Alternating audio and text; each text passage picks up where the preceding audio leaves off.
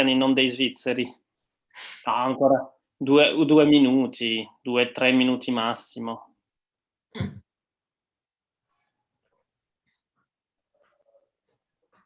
Et Jean-Francis, je ne le vois pas.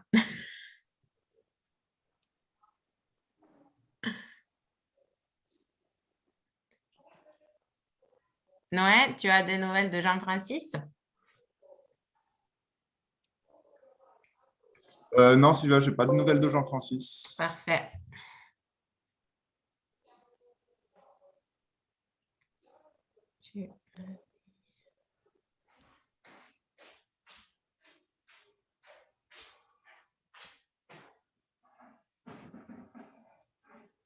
Voilà. Nous attendons encore 1 minute.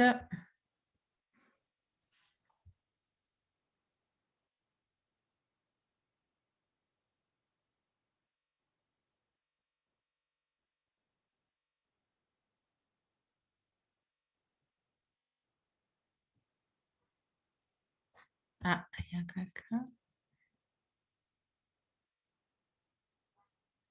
Je ne sais pas qui.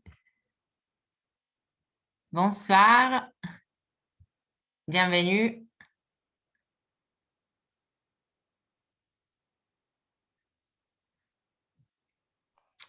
Bienvenue aux nouveaux arrivés. Nous attendons juste 1 minute pour démarrer.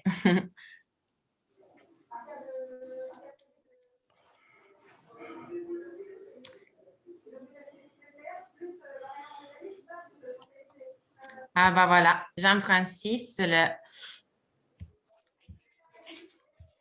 un de nos intervenants vient d'arriver. Bonsoir Jean-Francis.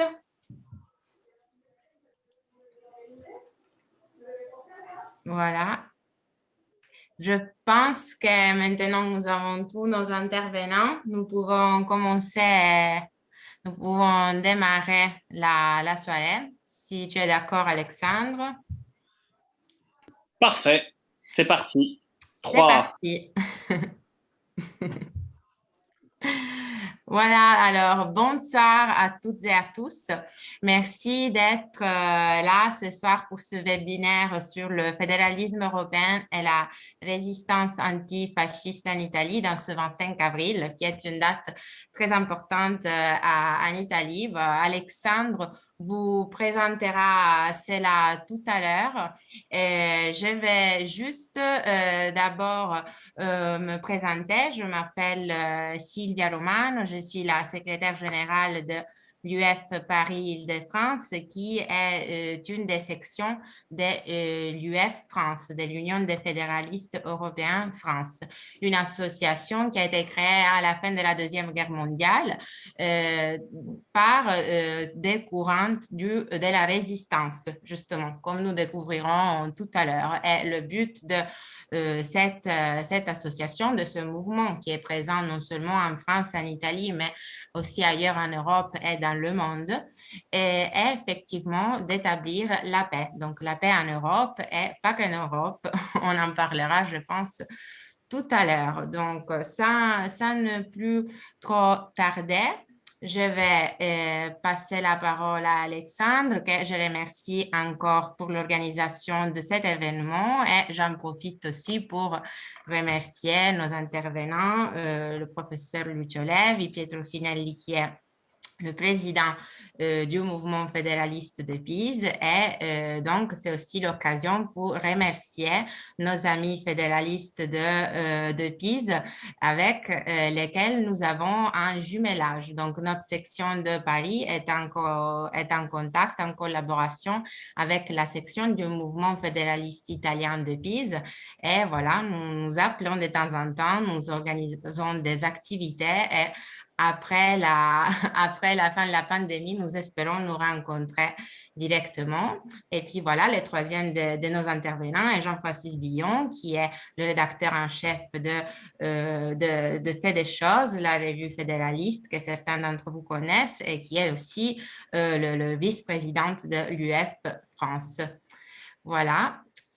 Alexandre, je te passe la parole. Ouais, merci Sylvie, et puis merci à toi pour l'organisation, parce c'est un truc qu'on a co-organisé, j'ai pas fait les choses tout seul. Merci aux intervenants et à toutes et à tous. Je vous dis bonne journée de la résistance italienne parce que oui, le 25 avril, on n'a pas choisi cette journée de manière neutre. C'est la journée de la résistance en Italie, la libération de l'Italie. Et alors pourquoi on a voulu faire cet événement au-delà de la date C'était pas juste pour remplir une date dans le calendrier, c'était parce que c'est un événement qui est pas complètement révolu. C'est-à-dire que la lutte antifasciste, c'est quelque chose qui est très actuel et le fédéralisme, donc qui est l'idéologie de l'UF Île-de-France, c'est une idéologie qui est profondément pro-démocratie. On est fédéraliste parce qu'on est démocrate. Si dans un monde fasciste, si on ne peut pas être fédéraliste et fasciste dans un monde fasciste, il n'y a pas de fédéralisme, il n'y a pas de liberté. Donc, si vous voulez, pour moi, un engagement fédéraliste doit s'accompagner d'un engagement pour la démocratie, pour les libertés. Les deux, c'est pas qu'ils sont compatibles, c'est ils sont indispensables. Vous savez, c'est comme au golf, souvent il y a une main qui vous donne, c'est la gauche qui vous donne la direction et la droite vous donne la puissance. Et ben, je pense que idéologiquement, c'est pareil. Là, les fédéralistes vont vous donner un cadre, une direction, une manière d'organiser l'État, d'organiser la société pour les plus fédéralistes, les plus intégraux, les plus radicaux, on va dire. Mais c'est la liberté qui est le centre, qui est la raison d'être et qui donne la puissance à l'idéologie fédéraliste. Sans la liberté, sans la démocratie, le fédéralisme est une idéologie creuse et c'est un débat de clerc sur les ailes des anges. Donc c'est vraiment très important. Et autant nous, c'est une lutte actuelle, mais c'est une lutte qui reste politique. C'est une lutte qui reste politique, qui reste encore dans les urnes. Mais dans bien des pays du monde, cette lutte, elle se fait au prix du sang. Bon, on a vu en Birmanie, on l'a vu en Thaïlande en 2014 pour prendre l'Asie, et on le voit aussi en Syrie. En Syrie, il y a des démocrates, c'est vrai qu'il y a des démocrates qui se battent depuis 10 ans pour la liberté. C'était le 10e anniversaire il y a 2 mois de la révolution syrienne.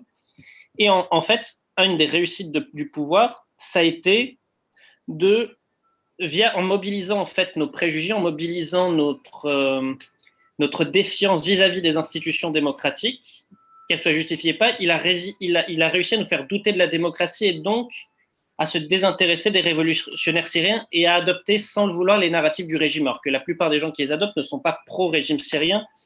Et et notamment, Bachar el-Assad aussi libéré des djihadistes qui étaient contre lui, hein, mais comme ça, en se disant, ils vont aller chez les révolutionnaires syriens et du coup, ils vont décrédibiliser les révolutionnaires syriens qui, pour beaucoup, sont pro-démocratie. Et c'est pour ça que, pour moi, du coup, cet événement, du coup, à plein d'égards, cet événement, la résistance antifasciste, elle est de 45, mais elle est aussi actuelle et en fait, par bien des aspects.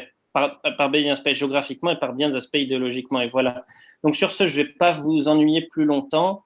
Et je donne tout de suite la parole à Lucio Levi. Oui, peut-être, Alexandre, merci pour l'introduction.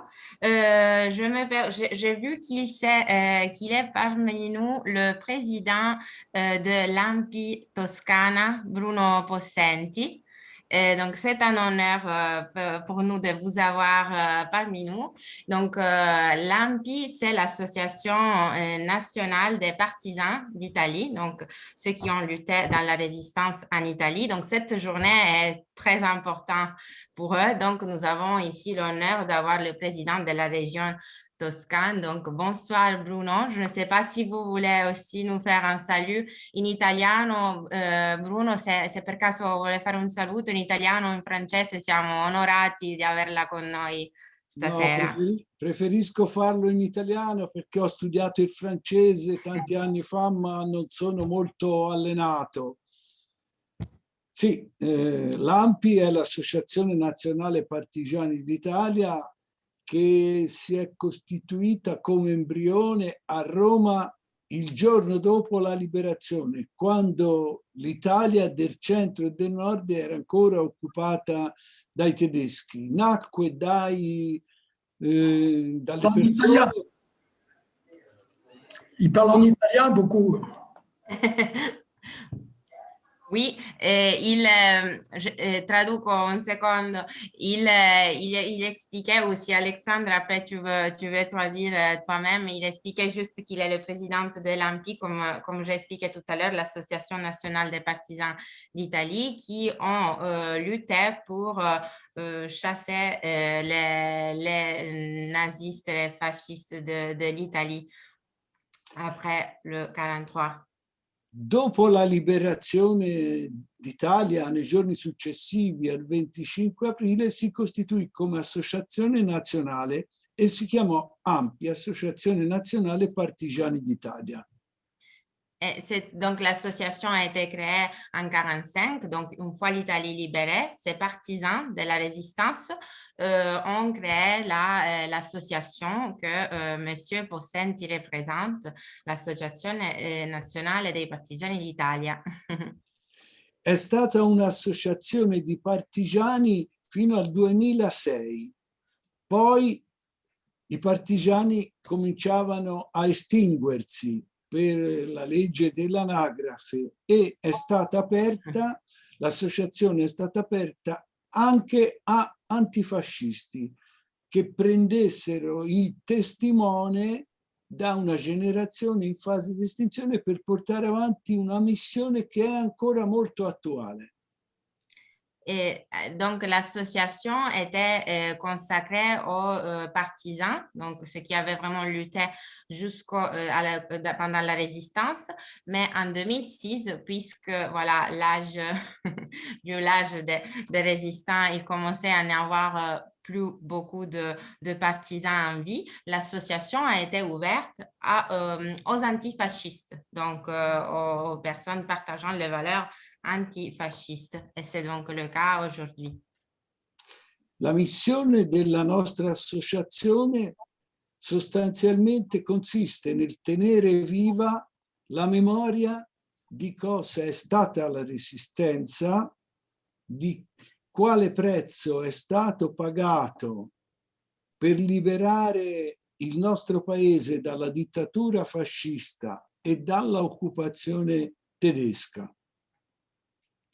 La mission de l'association est vraiment de tenir en vie la mémoire de cette lutte antifasciste, antinaziste en Italie, ce qui a donc les efforts qui ont été faits par ces personnes, par ces femmes et ces hommes dans ce moment historique de l'Italie.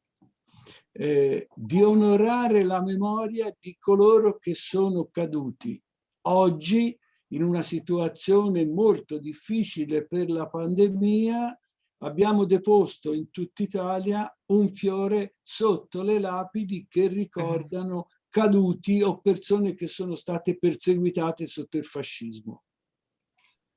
Donc, la mission est vraiment de rendre hommage aux victimes de la résistance et toutes les victimes, toutes les personnes qui ont été tuées dans leur résistance antifasciste. Donc, aujourd'hui, symboliquement, les militants de l'ANPI ont offert une fleur rouge, les mêmes que vous avez vues dans l'affiche de l'événement de ce soir, dans les monuments, dans les symboles de ces victimes partout en Italie. Et j'ajoute, si je peux, que moi aussi, j'ai amené avec un groupe d'Italiens des fleurs à la tombe de Pietro Gobetti et aussi de Carlo Nello Rosselli, qui est ici à Paris au cimetière Père Lachaise. Lo abbiamo fatto in tutta Italia, è stata una cosa molto bella. Aspetto fondamentale della missione è far conoscere i contenuti della nostra Costituzione. La nostra Costituzione che è stata... Allora, il 25 aprile, nei giorni successivi al 25 aprile in Italia abbiamo la liberazione. Nell'anno successivo arriviamo al referendum istituzionale, gli italiani scelgono la Repubblica e all'elezione dell'Assemblea Costituente che alla fine del 47 ci darà la Costituzione repubblicana. Oui, donc à la suite, cette journée est très importante, ces valeurs sont très importantes en Italie parce que ce sont des valeurs fondatrice et à la base de notre constitution, de la constitution que nous avons aujourd'hui. Ça a été créé, fait et rédigé en ce moment par des personnalités qui avaient participé à la lutte antifasciste. Probablement Pietro en parlera tout à l'heure, et j'imagine Lucio aussi.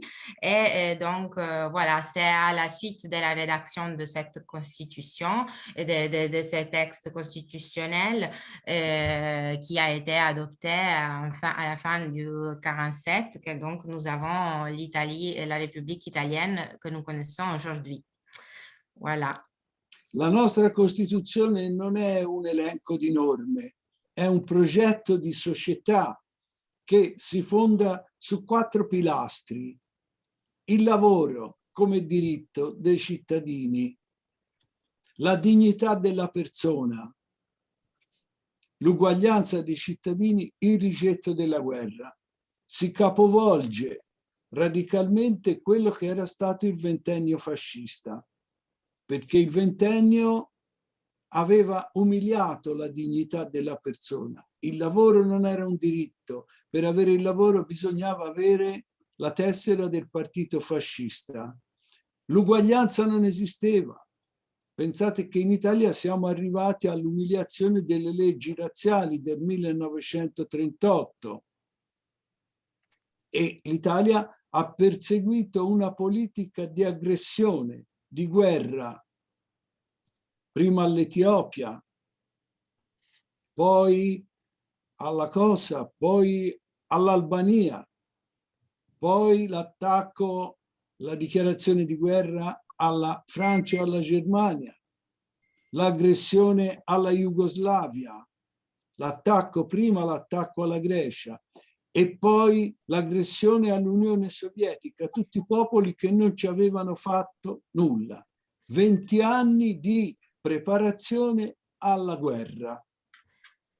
Oui, voilà, donc j'essaie de synthétiser la constitution italienne, donc ce n'est pas qu'un texte juridique, c'est effectivement un projet de société qui se base effectivement sur les valeurs qui sont les valeurs exactement contraires, opposées aux valeurs du fascisme. Donc c'est un texte qui se base sur le droit au travail, sur la dignité, sur l'égalité et aussi surtout sur le refus de la guerre. Et comme Bruno l'expliquait, ce qui s'est passé dans les 20 ans de la période fasciste, c'est qu'effectivement le travail n'était pas pour tout le monde. Il fallait avoir la carte d'adhésion au parti fasciste pour avoir un travail, un peu pour accéder à tout si on veut.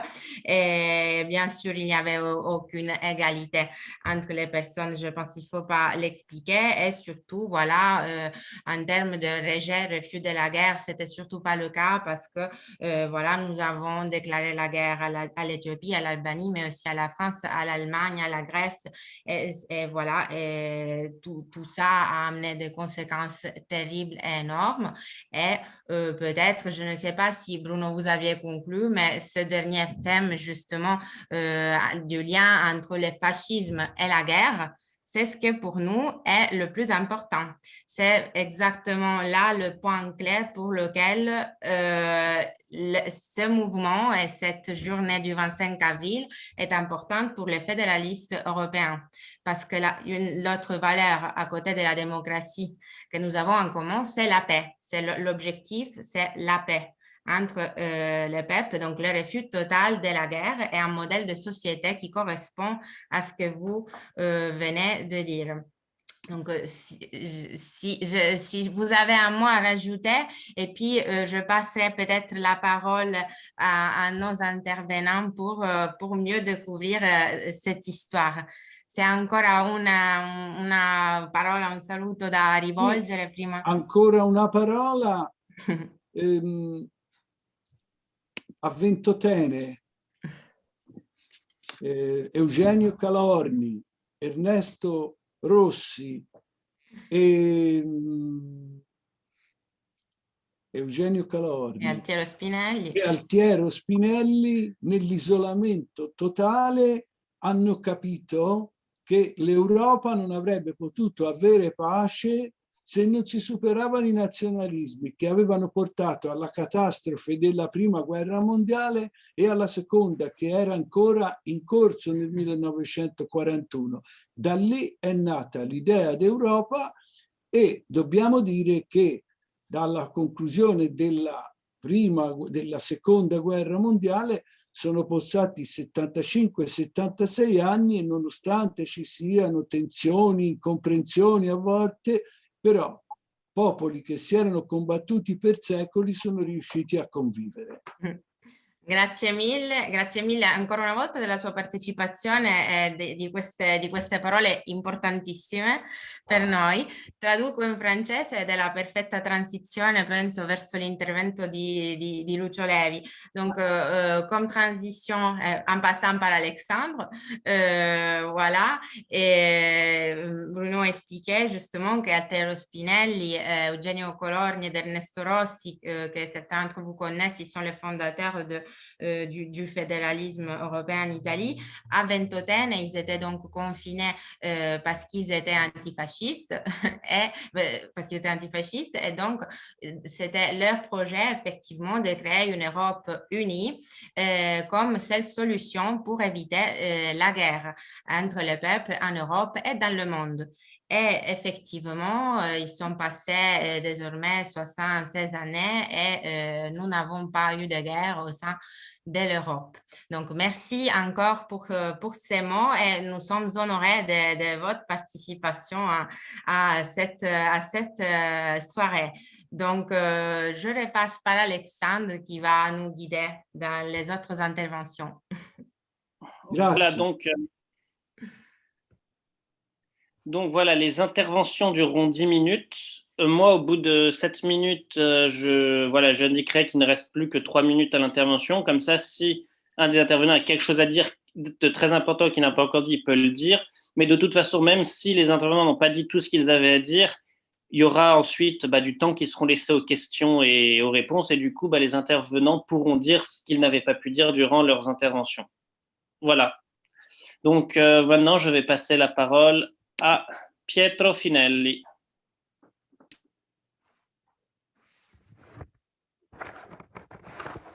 Merci.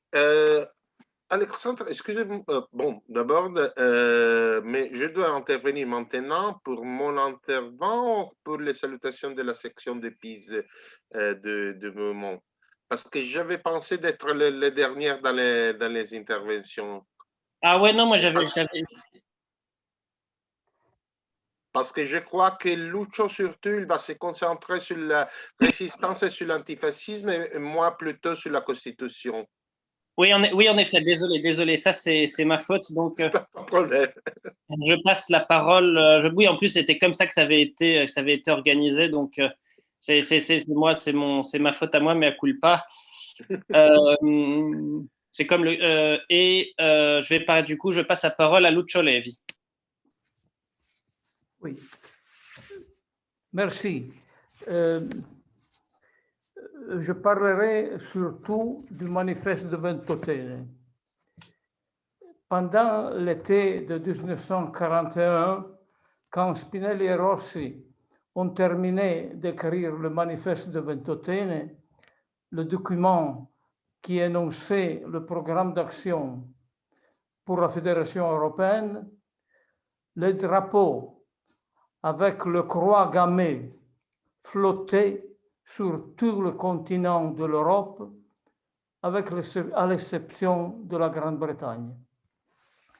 Pendant ce tragique été, quand les troupes nazies, après avoir occupé la France, allaient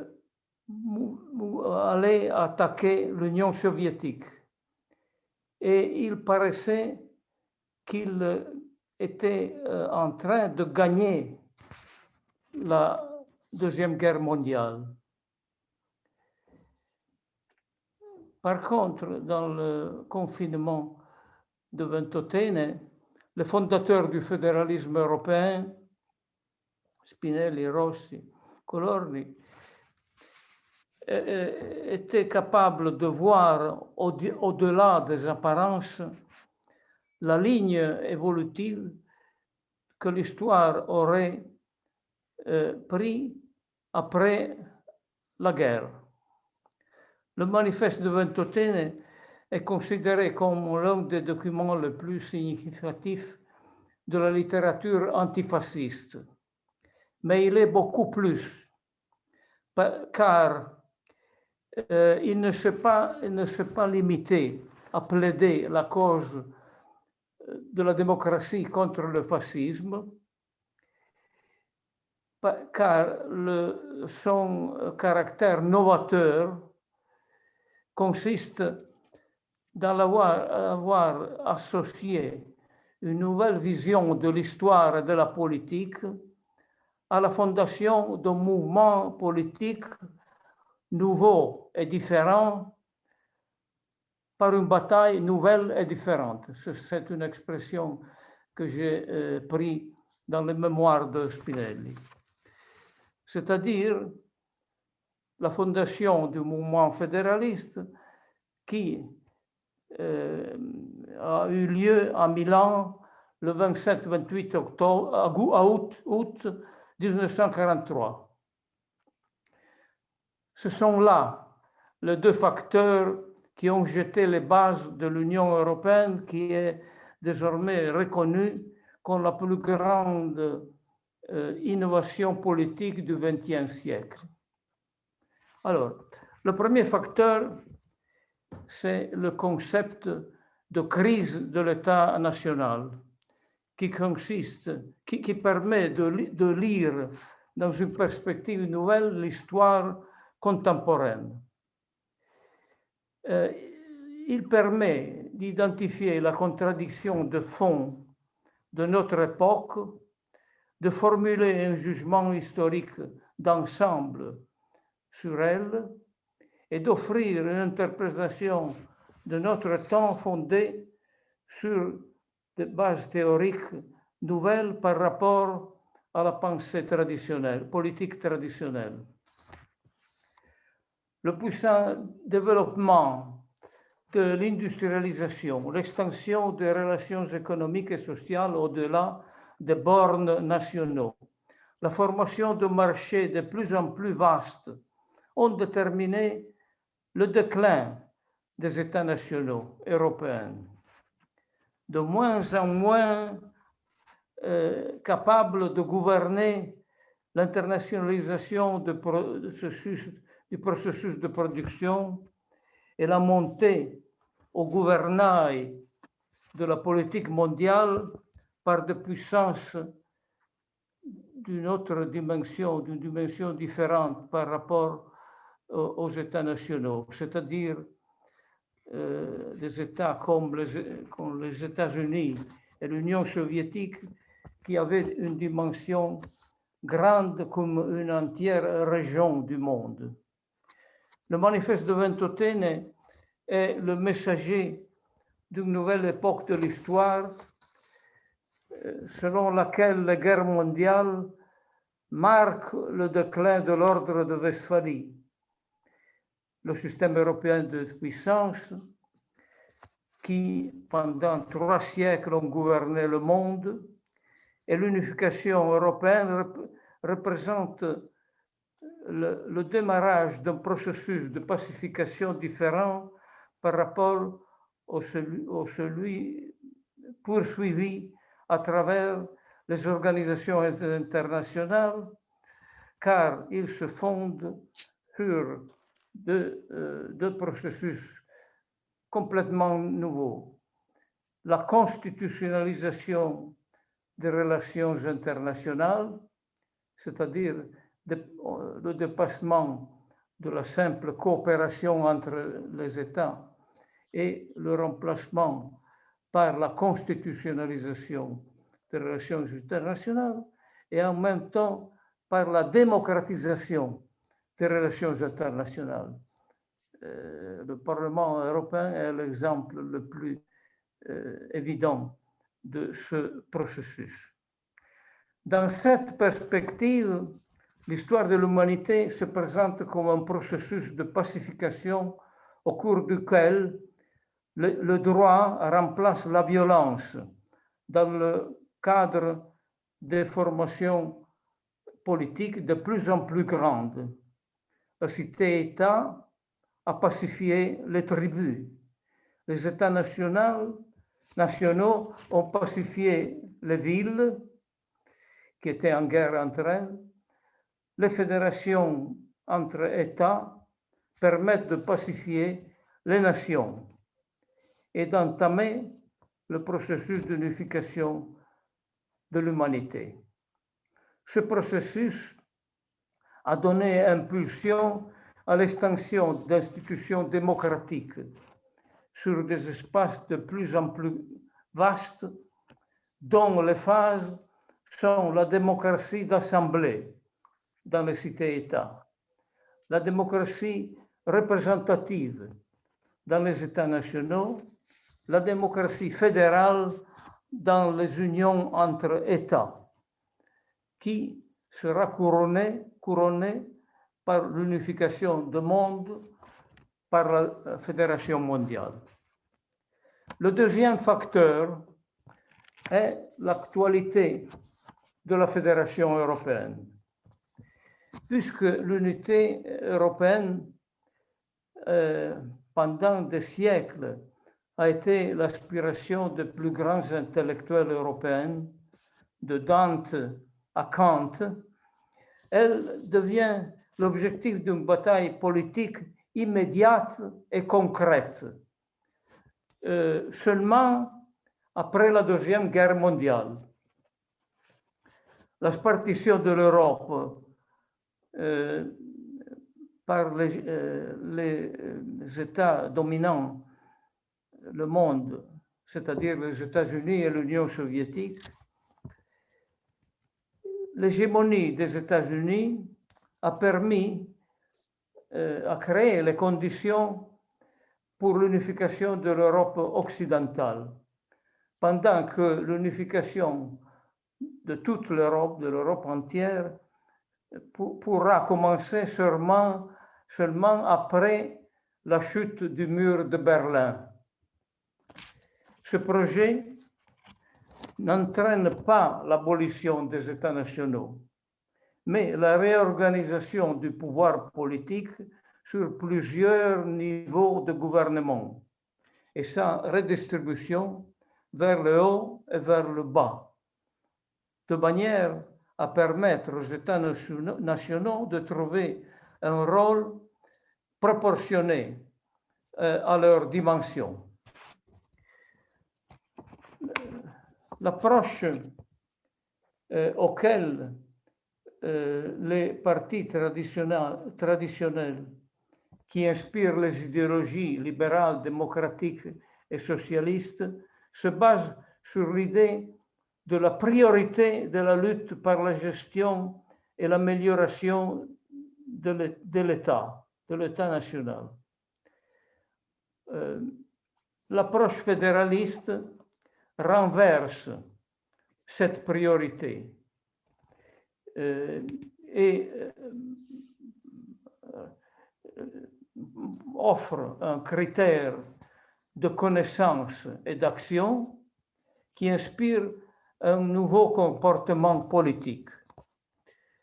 Ce qui permet de dire que le mouvement fédéraliste est une organisation différente par rapport aux partis politiques, c'est le fait que l'objectif du mouvement n'est pas la conquête du pouvoir national, mais la création d'un nouveau pouvoir supranational.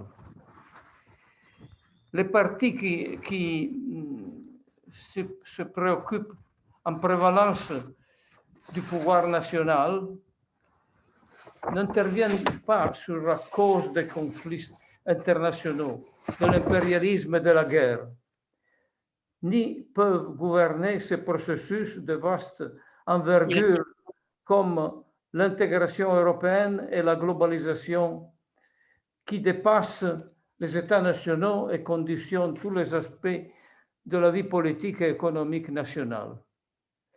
Alors, je arrive à la conclusion qui se concentre sur le processus de européanisation des partis politiques, qui représente le passage crucial de la construction de l'unité européenne du niveau national au niveau européen.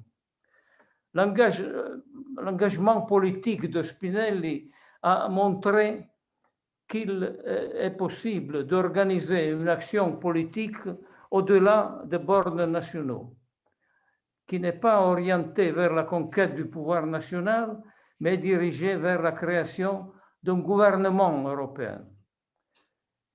Et je cite Spinelli, le problème qui en premier lieu doit être résolu et s'il échoue, tout autre progrès n'est qu'une apparence, et la définitive abolition de la division de l'Europe en États nationaux. En effet, Spinelli a donné impulsion à une bataille politique qui a porté 2 fois l'Europe au seuil de l'unité politique. La première, la bataille pour l'armée européenne en 1951-54. La deuxième est le projet d'union politique, d'union européenne conçu quand Spinelli était membre du Parlement européen en 1984. Dans l'époque de l'internationalisation du processus de production et de la crise de l'État national, la compétition entre les forces du progrès et celle de la conservation n'a pas lieu sur le plan national, entre le principe de la liberté et de la dictature ou entre le principe du socialisme et du capitalisme. Et alors, je lis le mot de Spinelli qui, à mon avis, condense la signification novatrice du manifeste de Ventotene. Alors, Spinelli, donnons la parole à Spinelli. La ligne de division entre les partis progressistes et les partis réactionnaires tombe le long de la nouvelle ligne qui sépare ceux qui conçoivent comme fin essentielle de la lutte celui ancien, le but ancien, c'est-à-dire la conquête du pouvoir national, et ceux qui verront comme tâche centrale de leur activité politique la création d'un solide État international. En effet, depuis le manifeste de Ventotene, quand le manifeste fut diffusé après la fondation du mouvement fédéraliste, plusieurs progrès ont été accomplis sur la voie de la construction d'une Union européenne démocratique. En premier lieu, l'élection directe du Parlement européen en 1979. Mais le secteur dans lequel le processus d'unification de l'Europe a enregistré un grave retard est celui de l'européisation des partis politiques. 1 minute pour conclure. Je vais terminer.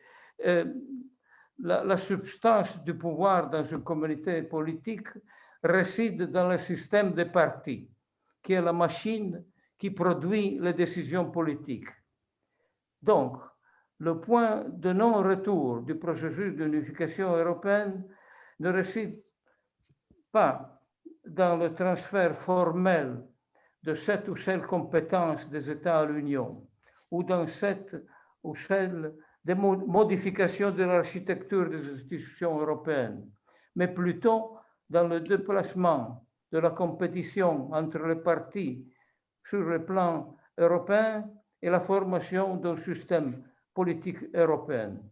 Ce processus est déjà en cours, a commencé en 1914, quand Juncker, le leader du Parti populaire européen, a obtenu la majorité relative des voix et fut élu président de la Commission européenne. Ce mécanisme permet d'attribuer aux électeurs non seulement de choisir la possibilité et le pouvoir de choisir un parti, mais aussi d'un candidat à la présidence de la Commission européenne. Donc, dans l'enjeu des prochaines élections européennes en 1924, à mon avis, sera l'élection directe du président de la Commission. Merci. Merci Lucho. Donc, je vais passer. Donc voilà pour cet exposé à la fois historique mais aussi politique. C'est du coup maintenant, je vais passer la parole à Jean-Francis Billon.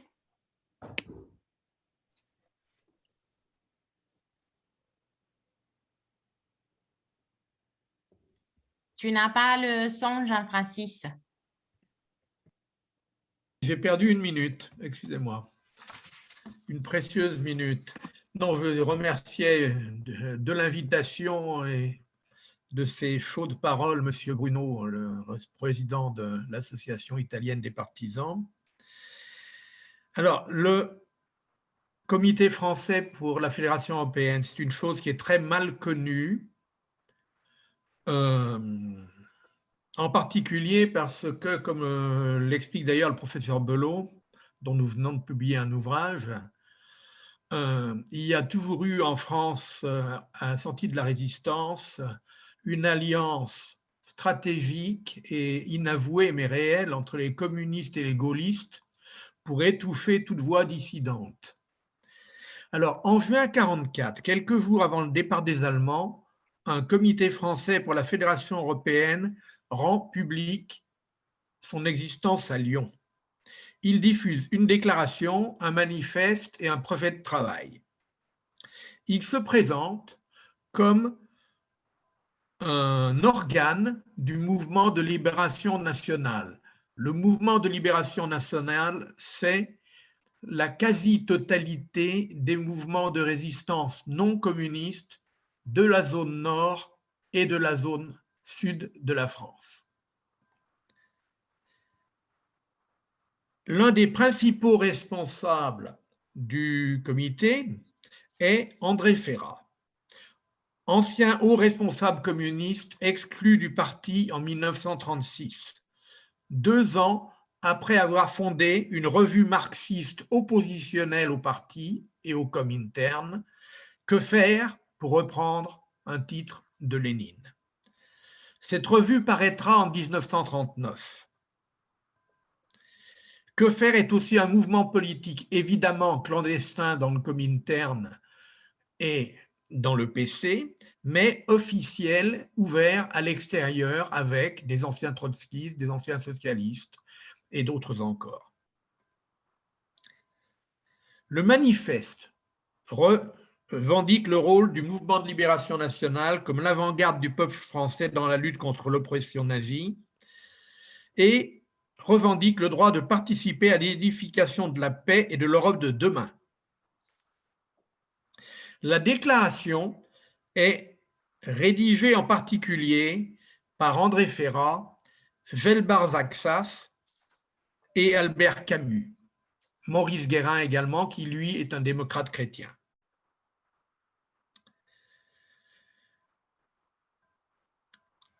Je ne vais pas vous résumer cette déclaration parce qu'elle est en fait, et le manifeste sont très proches de 2 textes. Le texte qui se discute au même moment à Genève et qui sera la déclaration fédéraliste des résistances européennes de Genève, dont les premiers brouillons ont commencé à circuler et sont parvenus à Lyon, mais aussi, on le sait, à Bordeaux, à Toulouse, de même que le manifeste Ventotene est arrivé depuis Lille à Toulouse. Anita Garibaldi-Jallet, dont le père était à Libéré et Fédéré, et qui a été présidente, c'est une universitaire italo-française de l'UF France il y a quelques années, en témoignait. Donc, parler de la déclaration ou des textes est moins intéressant. Mais Qui crée ce comité? Je vous ai donné 3 noms. Le premier, donc, c'est André Ferrat. André Ferrat, il est militant d'un des mouvements français qui s'appelle Franc-Tireur. Il y a créé une revue qui s'appelle la Revue Libre, qui sera l'un des 3 organismes français qui adhéreront immédiatement à la Déclaration de Genève dès qu'elle sera connue. Zaxas, ancien de Quefer, ancien communiste, viré du parti, et l'un des fondateurs à Toulouse avec le réfugié italien Silvio Trentin, très important, Silvio Trentin, du mouvement Libéré et Fédéré. Maurice Guérin, démocrate chrétien, syndicaliste catholique, proche des milieux fédéralistes et personnalistes de l'entre-deux-guerres, comme d'ailleurs également Yvon Moranda, autre syndicaliste chrétien, mais qui sera actif seulement après le transfert du CFFE à Paris. Qui s'occupe des liaisons? Parce qu'on a vu que les textes circulaient. Qui s'occupe des liaisons? En particulier 2 Suisses. Bondy et c'est pas Brézolin, non, c'est Berthollet. Bondy est un ancien militant de Quefer et il est en contact à Paris avec le mouvement Liberté, fondé par des anciens de Quefer, qui prendra immédiatement un rôle important au sein du comité. Berthollet, marié à une Allemande, qui est d'ailleurs une des anti-nazis allemandes qui participera aux discussions de Genève, circule sur le sud de la France. C'est lui qui voit les Lyonnais et voit en particulier les Toulousains. Donc, l'information circule. Ce comité est créé. Le mouvement de libération nationale également publie, avant son congrès national, le mouvement de libération nationale de la région de Lyon publie également un manifeste fédéraliste. Il reprend là aussi les mêmes textes, mais en plus, tout un développement sur la nécessité non pas de fédéraliser la France, mais de ne pas refaire la Troisième République, mais de faire une république qui serait créée de régions et de municipalités autonomes et largement dotées de pouvoirs financiers, etc. Enfin, tout ce que la France n'est toujours pas aujourd'hui. Quand a été créé le comité? Le comité, Ferrat nous explique, et on le vérifie grâce à une lettre d'un ami italien de Spinelli, Elio Valiani, qui écrit à Spinelli en 1944 que fin 1942, début 1943, Ferrat avait cherché à le contacter, il était évidemment encore à Ventotene, pour créer un mouvement fédéraliste supranational. Donc, il y a eu effectivement, c'est très probable, avant le comité français, de début 1943 à début 1944, un comité clandestin pour la Fédération européenne, avec les mêmes. Camus, lui, va arriver comme rédacteur de la déclaration au premier trimestre 1944. Effectivement, il rejoint la résistance au début de l'année 1943.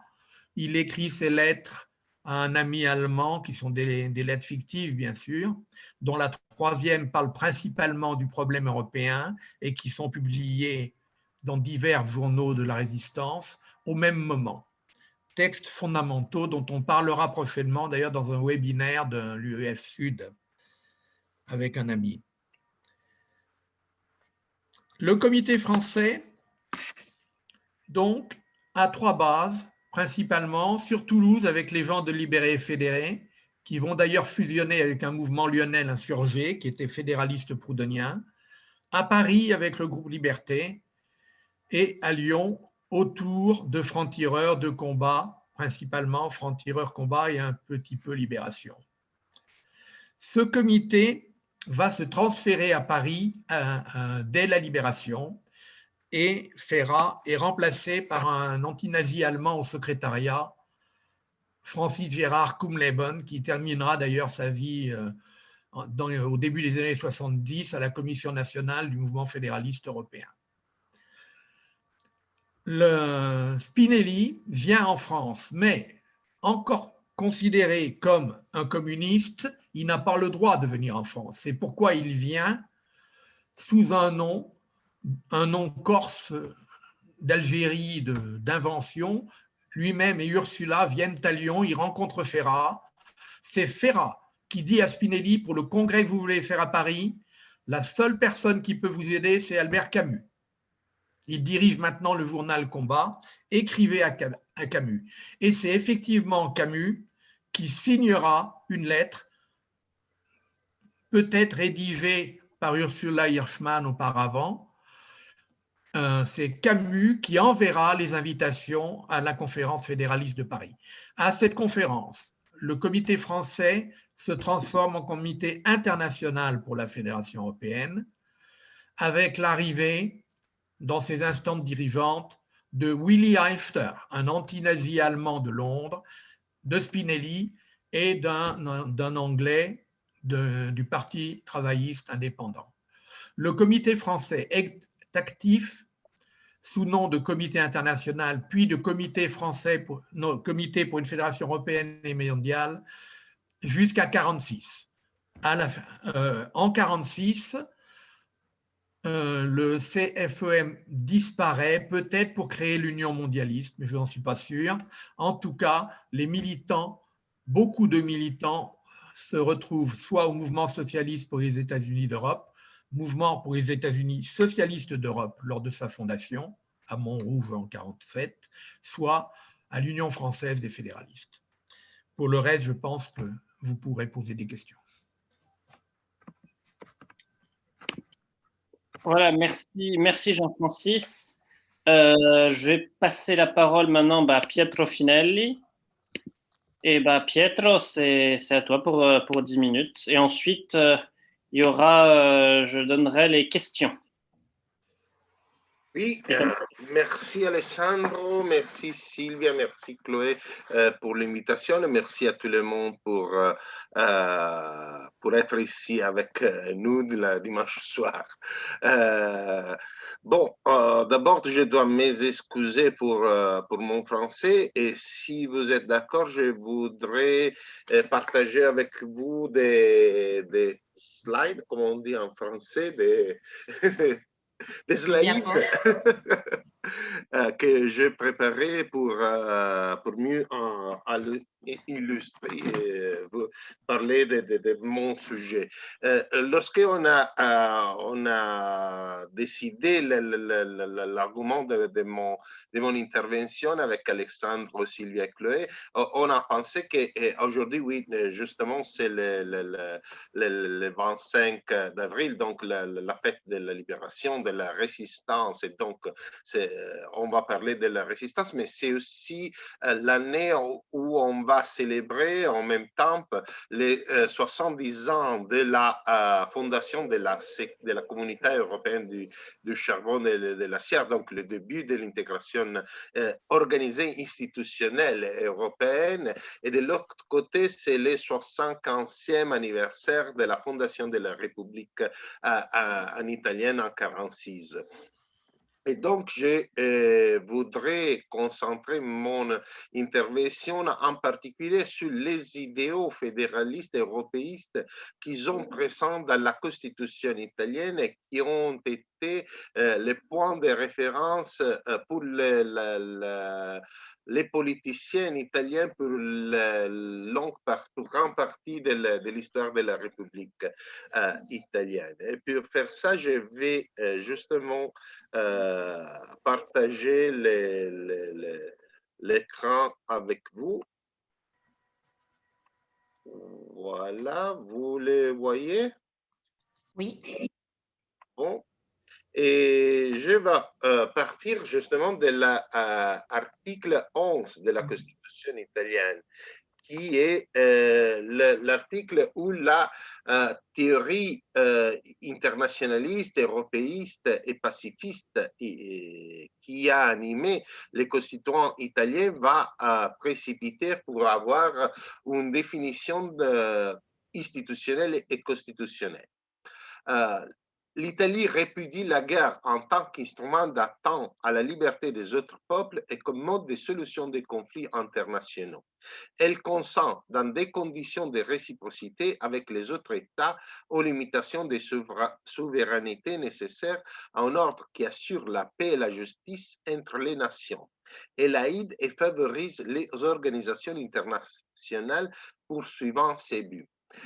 Donc, l'article 11 de la Constitution italienne, ce n'est pas une exception dans le cadre du constitutionnalisme de l'après-guerre. Pour exemple, on peut voir dans le préambule de la Constitution de la 4e République presque les mêmes mots pour ce qui concerne la construction d'une délimitation des souverainetés à condition de réciprocité pour assurer la paix et la justice. Et également, dans l'article 24 de la Grundgesetz de la Constitution de l'Allemagne fédérale, on retrouve presque les mêmes mots. Pourquoi ça? Justement pour ce qu'on vient d'écouter par M. Jean-Francis Billon et Lucio Levi, c'est-à-dire que dans les milieux des résistants, des antifascistes européens, on a eu le développement à partir de 41, 43, d'une série de convictions qui vont animer la partie internationale des débats constitutionnels qui seront animés à partir de la moitié des années 40. Quelles sont ces convictions? La première, c'est que le fascisme n'est rien d'autre que l'étape finale du nationalisme. C'est-à-dire qu'il n'y a pas une solution de continuité entre nationalisme et fascisme, mais qui, d'une certaine façon, l'État national ne peut que générer le fascisme, que le nationalisme qui a généré la Première Guerre mondiale est le père, la mère du fascisme, du nazisme qui ont généré la Deuxième Guerre mondiale. Et donc,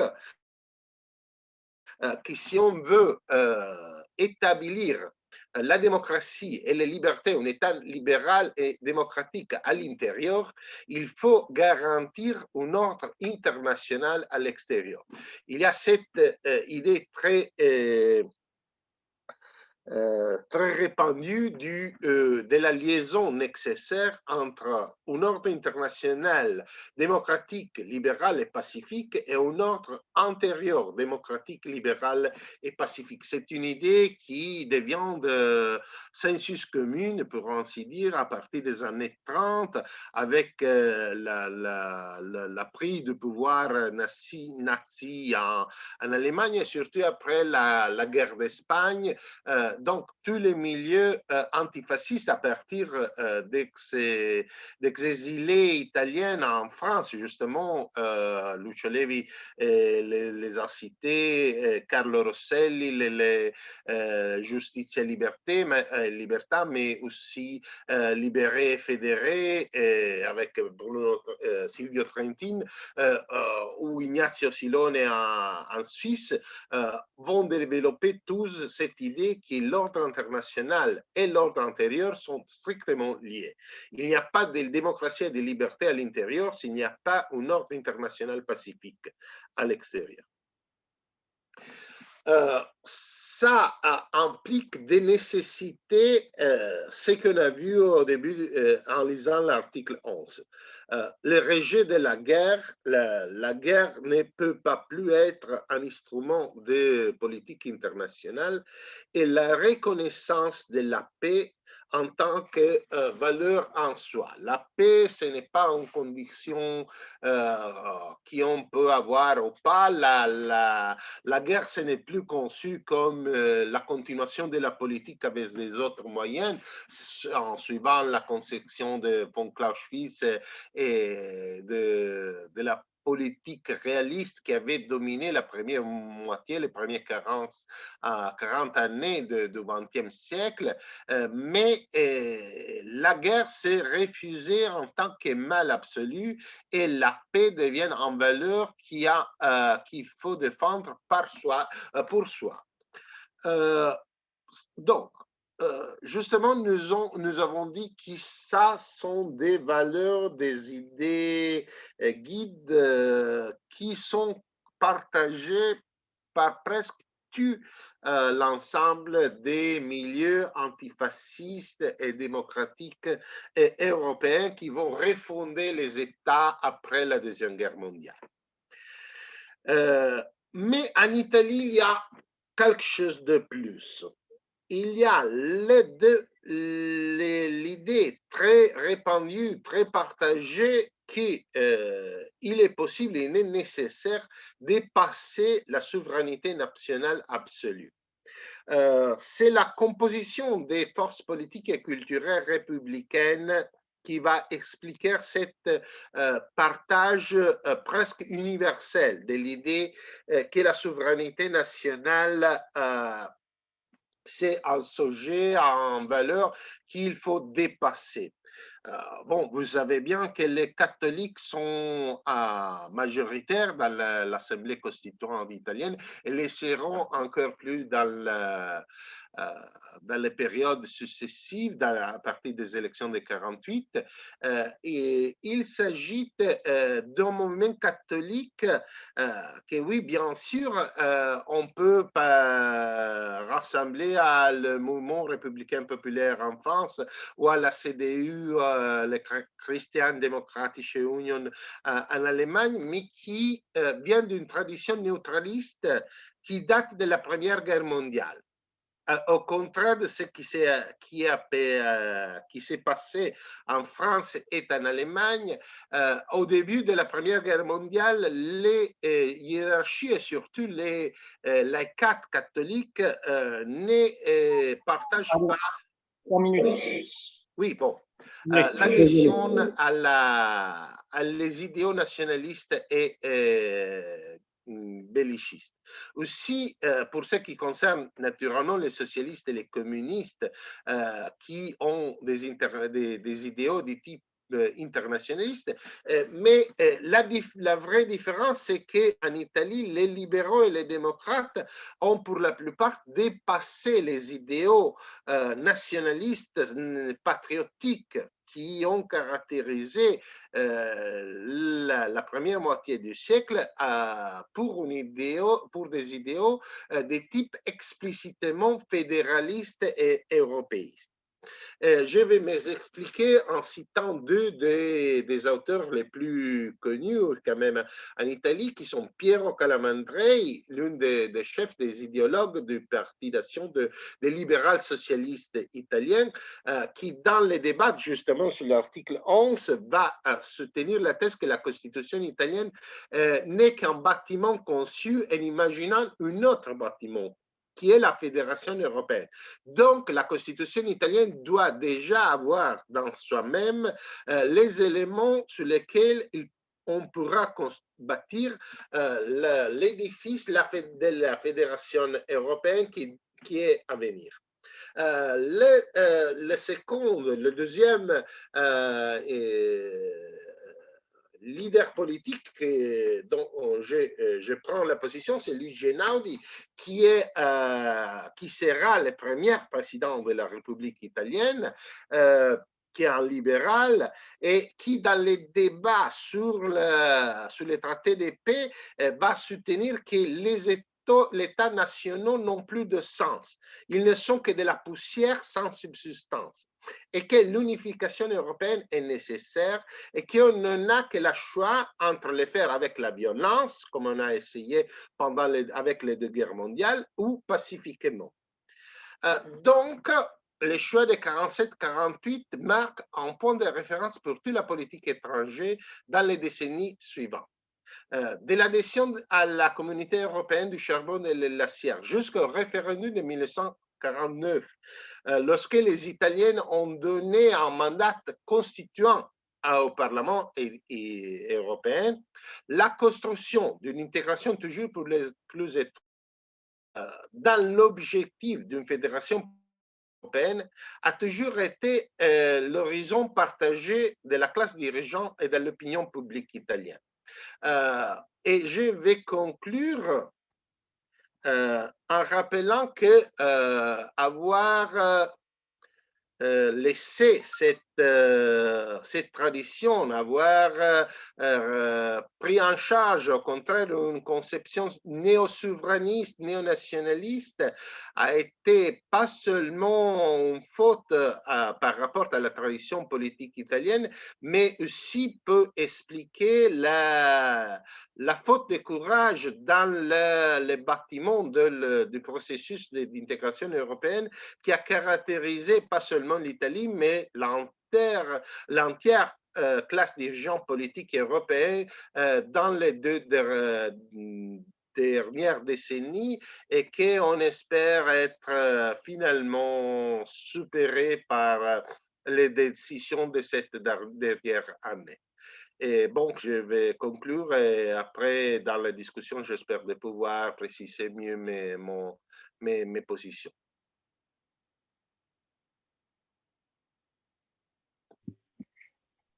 Merci Pietro, merci à tous les intervenants. Donc, s'il y a des choses que je n'avais pas dites, vous pourrez les dire. Donc, avant de passer aux questions, je vais quand même donner la parole à Sylvia, qui a un peu étudié aussi les questions du point de vue sicilien.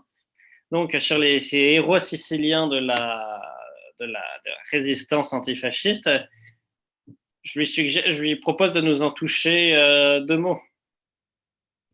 Merci Alexandre, mais ça va être vraiment 2 mots. Je pense que nous avons eu déjà beaucoup d'informations. C'était des interventions toutes les 4 très, très riches. Donc, je remercie encore nos intervenants et encore donc les amis de PIS, de la section des PIS avec lesquels nous menons ce jumelage très enrichissant, comme on peut le voir ce soir. Donc oui, le contexte de la Sicile est un peu particulier.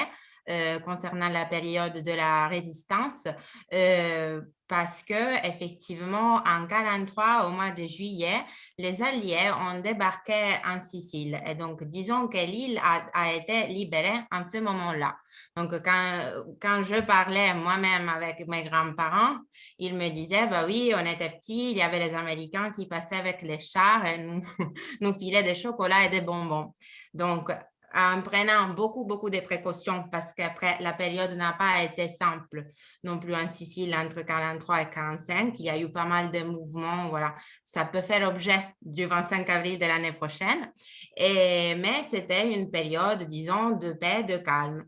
Toutefois, il y avait des figures, des personnalités importantes. Il y avait pas mal de volontaires qui venaient effectivement surtout du Parti communiste qui était clandestin à l'époque, qui sont partis au nord d'Italie et ont participé à la libération, à la résistance.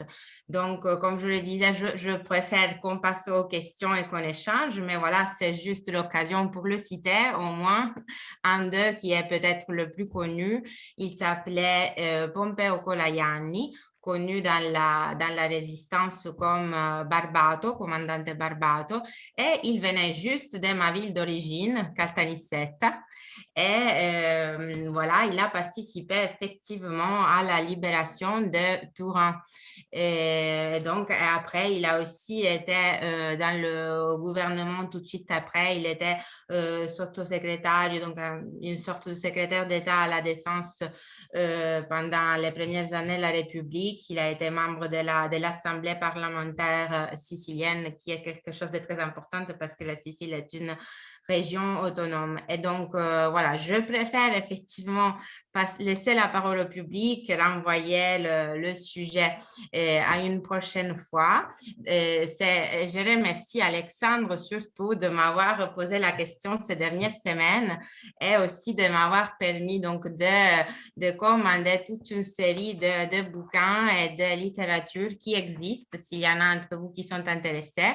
Donc, il y a vraiment de publications entières avec tous les noms des résistants, des partisans qui ont participé à la résistance de la Sicile. Siciliens qui ont participé à la résistance en Italie. Donc, voilà. Encore une fois, merci à tout le monde. Et voilà, c'est le moment des questions. Bon, voilà les questions. Donc, voilà, bon, on va essayer de tenir un homme, une femme. Essayer que la question soit courte. Et voilà, est-ce que vous avez des questions? Bon, moi, je suis pas forcément fortiche à voir tous ceux qui lèvent la main, donc n'hésitez pas. Vas-y, Chloé. Noé a levé la main. Bon, Noé, du coup. Non, pardon, je n'ai pas levé la main, j'ai applaudi Sylvia et compagnie. Bravo Sylvia à nouveau et les autres. Bon, quelqu'un a une question? Moi, Sylvie Clé, si vous voyez des gens qui lèvent la main, vous me le dites. Comme ça, Il y a Michel Calouet qui souhaite intervenir. Ouais, Michel. Oui, non, merci à tous et merci aux trois intervenants. C'était vraiment très, très intéressant et éclairant. Moi, j'ai appris que dans la Constitution italienne, la perspective de l'unité européenne était incluse. En tant que Français, connaissant un peu les constitutions françaises, ce n'est absolument pas le cas, ce n'est pas notre perspective. J'ai d'ailleurs une autre inquiétude parce que dans la Constitution française, il y a toujours un article 16 qui peut permettre les pleins pouvoirs à un président malveillant en cas de problème, etc. C'est peut-être le seul État européen où nous avons encore ceci. Tout à l'heure, quelqu'un a dit le fascisme est l'apogée du nationalisme. Alors espérons que dans notre beau pays, il ne se passera pas des choses de ce type. Mais en tout cas, merci pour. Je n'ai pas de questions particulières. Sinon, peut-être faire remarquer que toute cette période de l'après-guerre formidable, j'espère qu'on va la retrouver maintenant, qu'on va retrouver la même dynamique. Oui. Maintenant, il y a la conférence sur l'avenir de l'Europe. Moi, je souhaite que les fédéralistes soient très, très actifs là-dedans. On doit faire passer les messages au niveau des citoyens, au niveau des décideurs. Je crois que c'est important, il y a un moment, parce que je suis fermement convaincu que le fédéralisme, c'est la seule voie possible pour l'avenir de nos citoyens. Merci. Voilà, merci Michel. Les intervenants peuvent répondre, hein, et Sylvia aussi d'ailleurs, si elle par rapport à...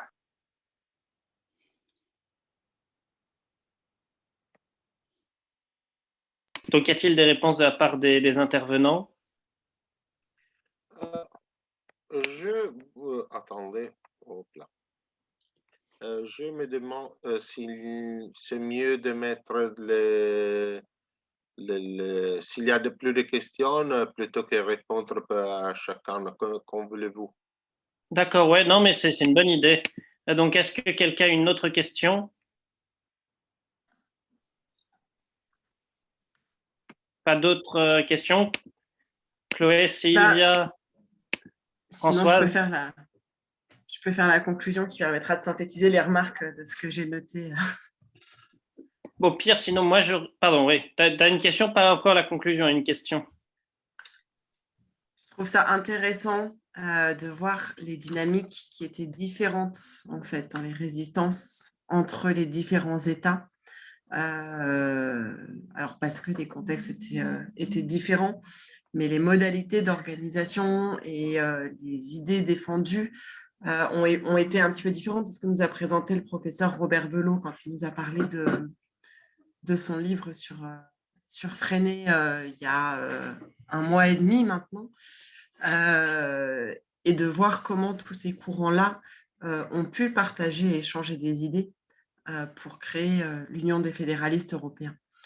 mais qu'on parle toujours d'une résistance italienne, d'une résistance française, d'une résistance polonaise, avec quand même une structuration nationale de cette résistance, quand bien même elle portait des idées d'union du continent et du monde.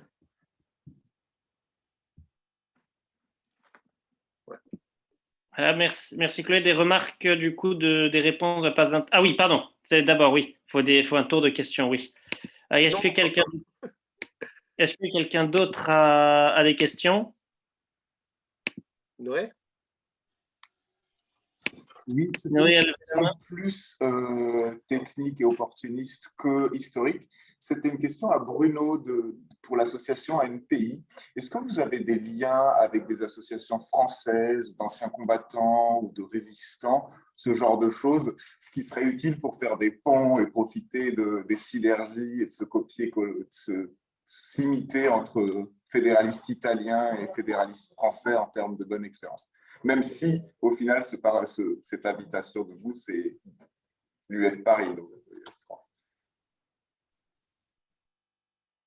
Oh, ça, pour le coup, je pense qu'on peut y répondre tout de suite ou...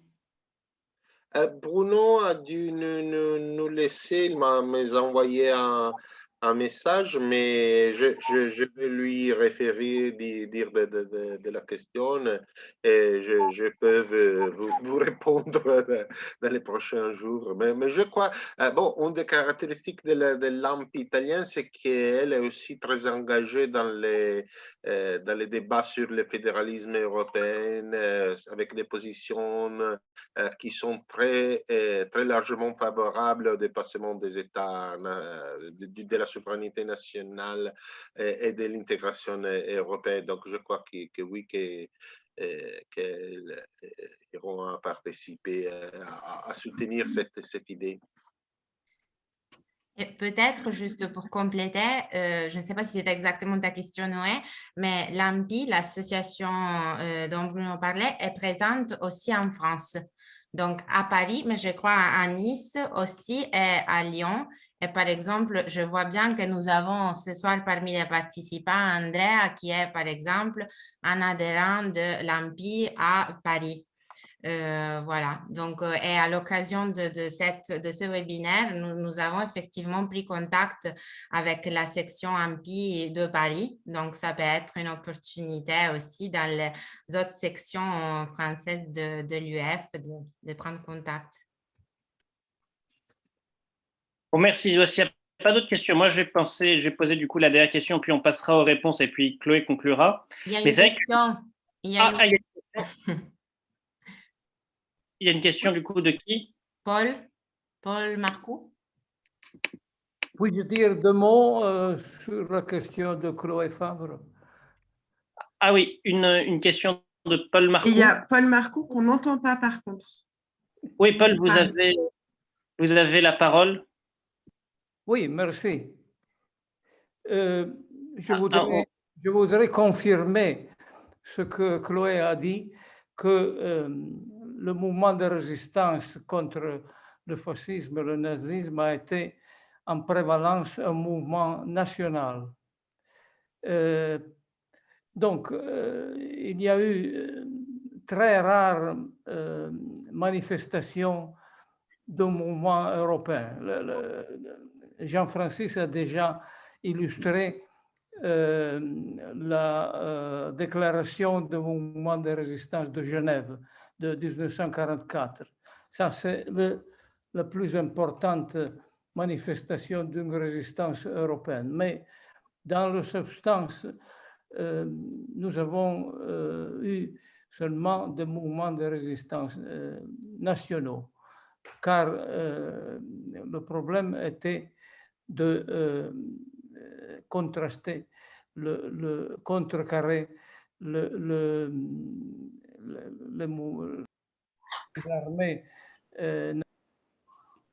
en Europe et le mouvement de résistance pouvait être organisé seulement au niveau national.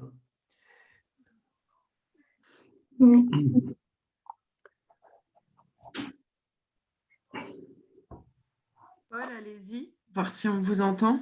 Oui, ça y est, je pense qu'on m'entend maintenant. Parfait. Parfait. Ouais. Juste pour conclure, je dirais que en France, nous avons subi l'occupation allemande, le nazisme, mais nous avons continué après une politique de décolonisation qui n'était pas toujours très glorieuse. Donc, je ne sais pas si on peut comparer notre décolonisation à la française, en particulier avec l'horrible guerre d'Algérie, et comment l'Italie a perdu ses colonies. Ouais. Bon, on va répondre ou il y a des... Je ne sais pas, Alexandro avevi un'ultima domanda, une dernière question? Si j'avais bien compris. Oui, pardon, oui. C'est vrai que Françoise a une question.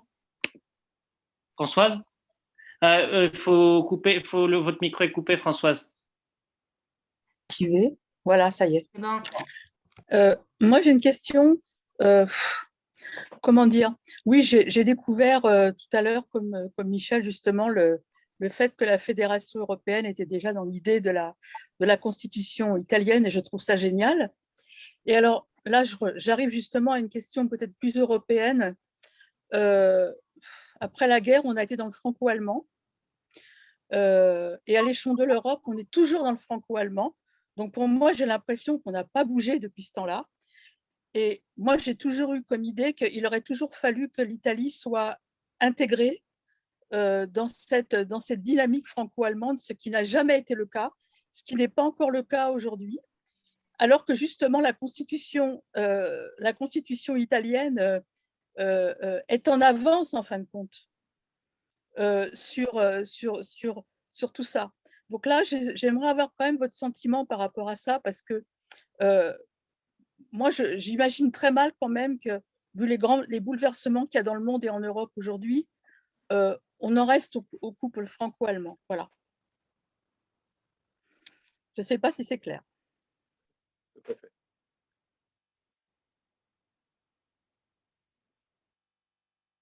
Oh. Oui, mais à mon avis, il faudrait rappeler que dans la constitution allemande et dans la constitution japonaise, il y a des articles qui sont comparables avec l'article 11 de la constitution italienne, c'est-à-dire la paix est la priorité de la politique de ces États-nations. Donc, ce n'est pas seulement l'Italie qui a fait ce choix, mais aussi les puissances fascistes qui envisageaient de conquérir le monde après leur défaite, ont choisi la voie de la paix.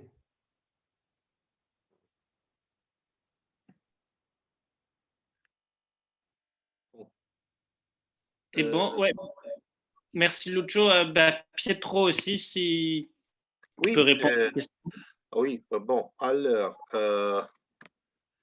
pour ce qui concerne ce qu'a dit Sylvia, en effet, il y a une redécouverte dans les dernières années de la résistance et de l'antifascisme dans l'Italie méridionale.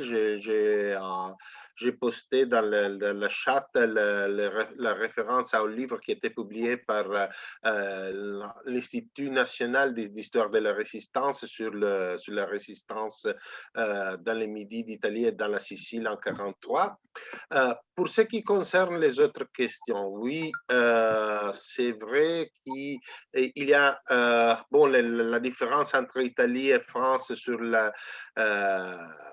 la dimension européenne fédéraliste. Oui, c'est clair que comme disait Alessandro, je crois, dans la chat, il y a aussi une référence à l'Union européenne dans la Constitution française, l'article 84, si je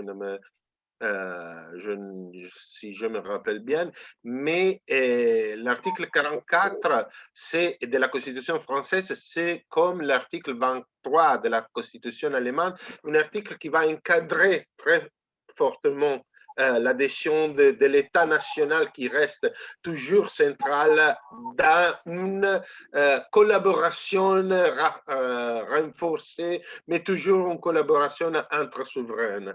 Tandis que la Constitution italienne fait un saut de qualité, on pourrait dire, en imaginant expressément une cession de l'effet que l'Italie va donner sa souveraineté à les autres, à cette institution internationale.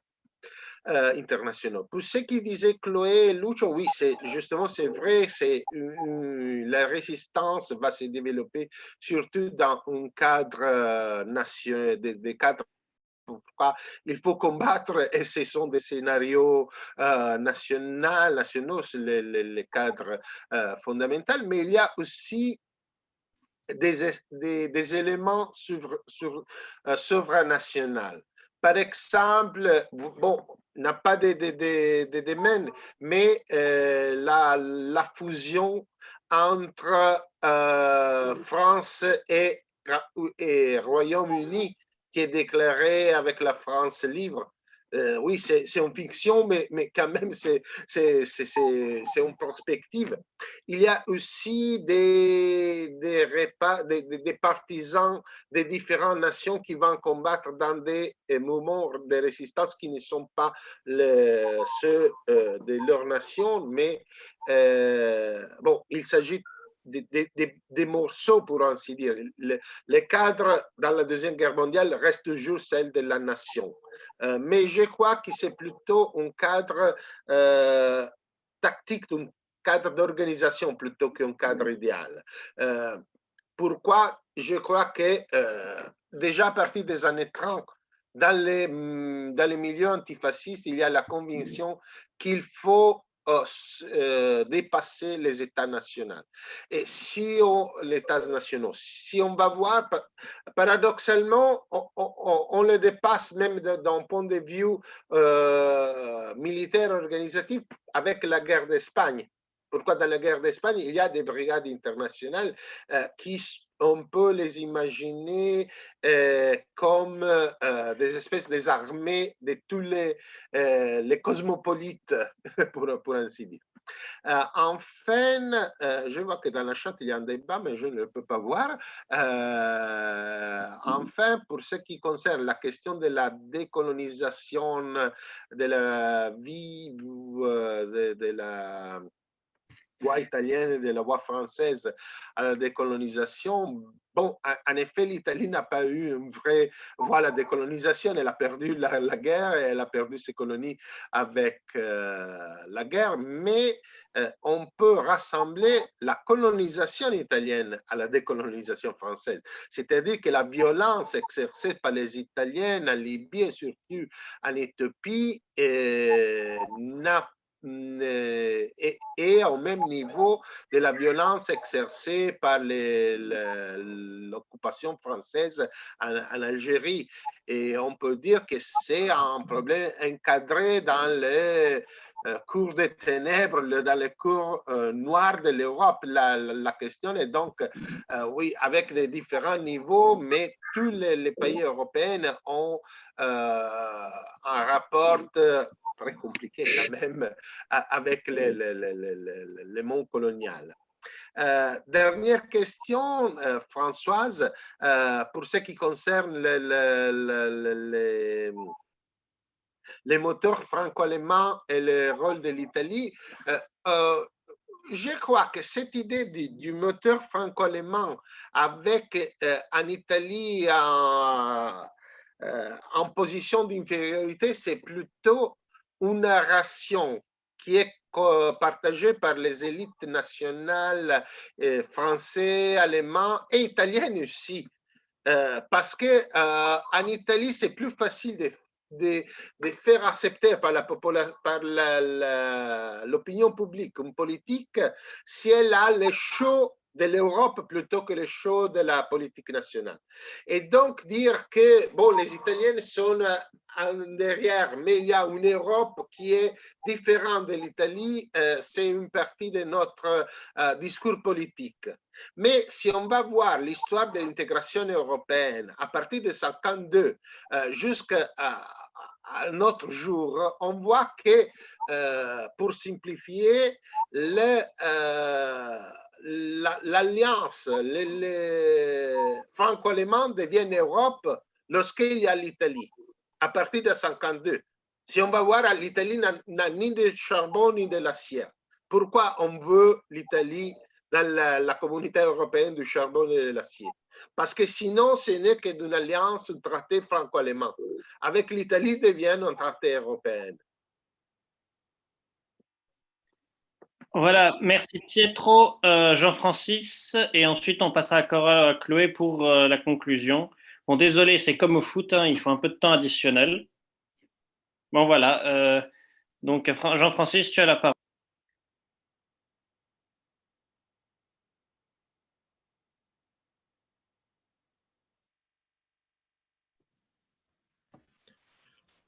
Oui, bonjour.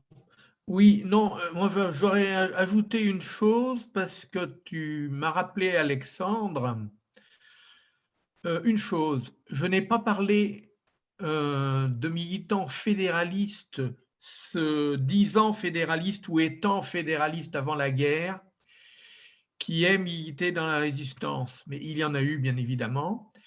Et une personne qu'on peut signaler, c'est Alexandre Marc. Alexandre Marc, et c'est bien détaillé d'ailleurs dans le livre de Robert Belot, parce que c'est assez inconnu, parce qu'il a perdu ses archives, etc., a fait partie à Lyon de l'équipe qui, au sein, avec l'aide du mouvement Combat fondé par Freinet, a créé un journal clandestin, un mouvement politique clandestin chrétien, le Témoignage chrétien, qui est d'ailleurs toujours un journal aujourd'hui. Donc, Alexandre Marc, militant fédéraliste de l'entre-deux-guerres, a participé à Lyon à la création du Témoignage chrétien. Il a également apparemment essayé d'adhérer au groupe Libéré et Fédéré, mais ça n'a pas dû se faire. Et il a été obligé, après quoi, ayant été dénoncé, de même que Jean-Marie Soutou, le responsable, lui également personnaliste du bureau de la résistance française à Genève, un des responsables, et la cheville ouvrière des déclarations de Genève était personnaliste. Mais en Suisse, Marc n'est pas en contact, il est en contact avec Soutou, mais il ne participe pas aux discussions sur les thèmes de Genève, donc il n'est pas concerné non plus par le comité français. Voilà.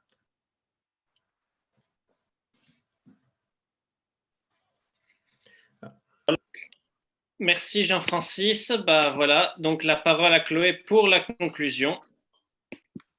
Bien, merci à toutes et à tous de cette participation. Ce que je retiens, c'est que, et c'est ce qu'on affirme à chaque fois, et c'est aussi le sens de faire ces actions, c'est que le fédéralisme, ce n'est pas juste un mécano institutionnel, c'est aussi une idée, une vision du monde qui est porteuse de valeurs, et Lucio l'a bien rappelé sur l'idée de défendre la paix, ou de promouvoir la paix, de rendre la guerre impossible, avec, et c'est ce que disait Pietro, les guerres ont évolué, mais on est dans un monde qui est toujours en guerre. Nous vivons là où nous sommes aujourd'hui une trêve. On n'est pas encore complètement dans un monde duquel on a éradiqué la guerre, donc on a encore du travail à faire dans l'héritage de ces résistantes et de ces résistants qui se sont battus. Et puis, c'est aussi ce qui est... Certains étaient réellement des militaires. Ce n'étaient pas des pacifistes intellectuels dans leur salon. Certains étaient réellement des militaires et se sont battus au sens le plus propre, concret de se battre pour ces idées et ces valeurs qui ont alimenté la pensée du fédéralisme politique que nous continuons à promouvoir aujourd'hui.